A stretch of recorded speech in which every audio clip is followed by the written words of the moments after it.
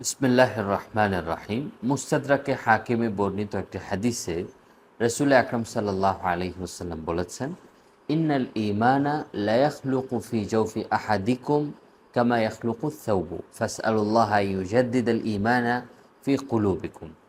যার মানে হচ্ছে যে তোমাদের ভেতরে যে ঈমান রয়েছে এটি মলিন হয়ে থাকে। এটি অনেক সময় মলিন হয়ে যায়, দুর্বল হয়ে যায়, যেভাবে তোমাদের কাপড় মলিন হয়।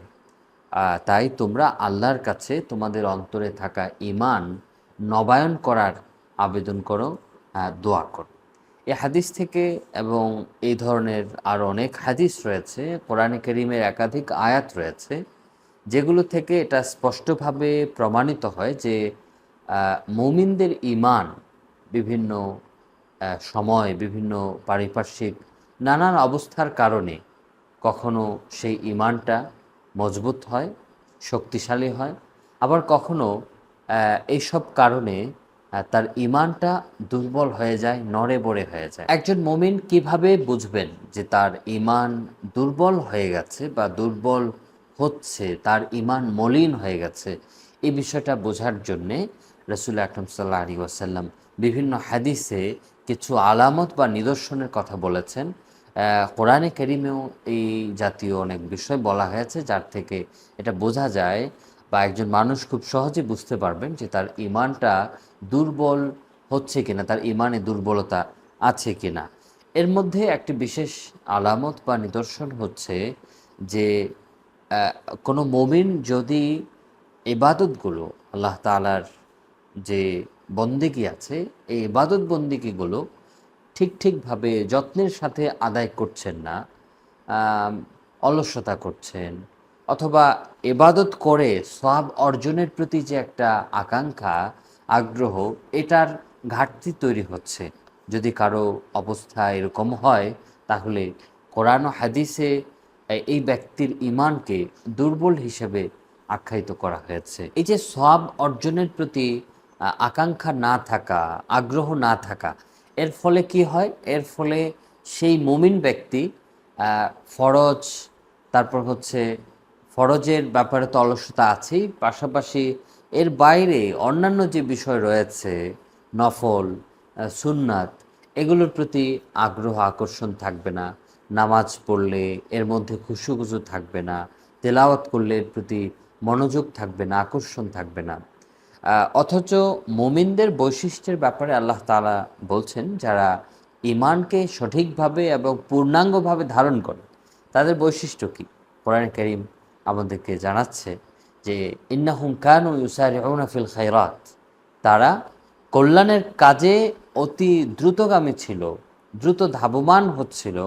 ওয়াদউনানা রাগাবা ওয়া রাহাবা, এবং আগ্রহ, আকাঙ্ক্ষা এবং ভয়ভীতি নিয়ে তারা আমাকে ডাকতো। এখানে মুমিনদের ব্যাপারে, মুমিনদের বৈশিষ্ট্যের ব্যাপারে কিছু বিষয় বলা হয়েছে, যে কল্যাণের কাজের প্রতি তাদের তীব্র একটা প্রতিযোগিতা, সওয়াবের কাজ খুব দ্রুত করে ফেলা, এই মানসিকতাটা, এই প্রবণতা তাদের মধ্যে থাকে, এবং তারা আগ্রহ ভরে আকাঙ্ক্ষার সাথে তারা আমার কাছে দোয়া করে।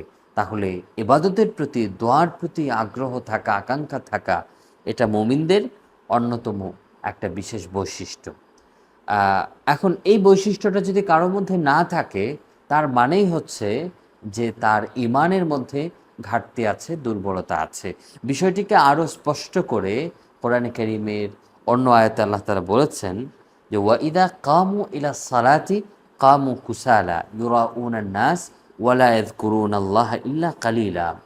আল্লাহ তাআলা এই আয়াতে মুনাফিকদের স্বভাব চরিত্রের কথা বলছেন, যে তারা যখন নামাজে দাঁড়ায়, তখন নামাজে অলসতার সাথে দাঁড়ায়, এবং তারা মানুষকে দেখানোর জন্যে নামাজে দাঁড়ায়, আর আল্লাহকে তারা খুব সামান্যই, খুব অল্পই স্মরণ করে, আল্লাহর জিকির তারা খুব সামান্য করে।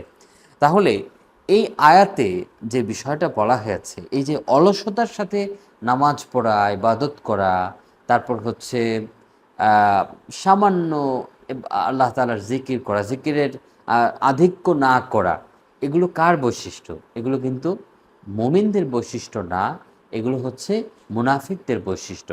তাহলে কারো মধ্যে একজন মোমিন তিনি মুনাফিক নন, কিন্তু তিনি ইবাদত বন্দেগীর প্রতি যদি এই আগ্রহ এবং আকর্ষণটা না রাখেন, তাহলে বোঝা যাবে যে তার ইমানের মধ্যে ঘাটতি আছে। এই জন্যই তিনি মোমিনদের বিপরীত গোষ্ঠী সম্প্রদায় মুনাফিকদের বৈশিষ্ট্য তার মধ্যে তিনি লালন করছেন।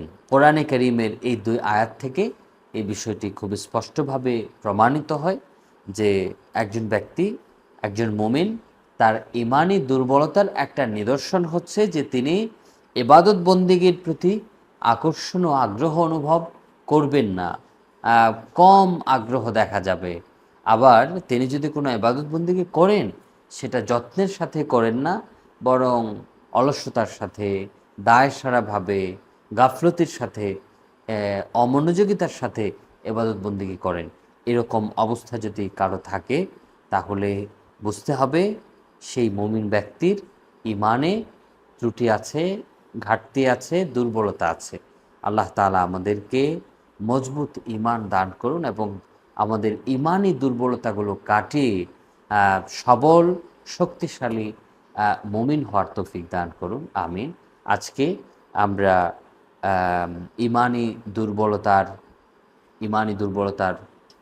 এই আলোচনায় আমরা ঈমানি দুর্বলতার একটি নিদর্শন সম্পর্কে আলোচনা করলাম।